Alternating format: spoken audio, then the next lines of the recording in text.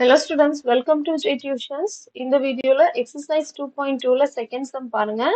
Find a quadratic polynomial each with a given number as sum and product of its zeros respectively.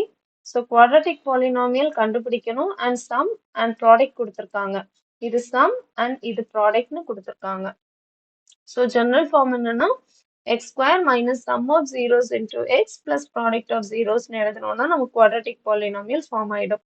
So general zeros தான் alpha and beta mention பண்ணனால இத sum of zeros alpha plus beta னும் product of zeros alpha into beta னும் எழுதியிருக்கோம்.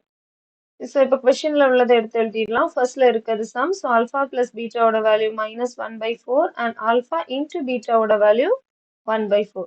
இனி polynomial எழுதலாம். P of x is equal to x square எழுதிக்கோங்க minus sum of zeros என்னது minus 1/4 into x போட்டுக்கலாம் plus product of zeros என்னது 1/4.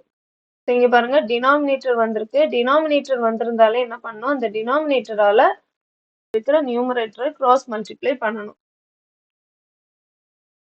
அப்ப நம்ம values என்ன வரும், P of x is equal to இங்க 4x square minus into minus plus 1 into x plus 1.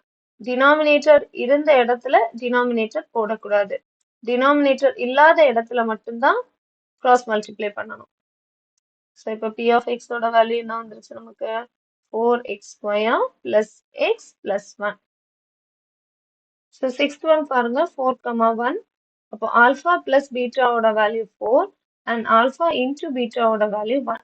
So இப்போ polynomial P of x கண்டுபிடிக்கும் போது x square minus sum of zeros ஓட value 4 into x plus product என்னது 1.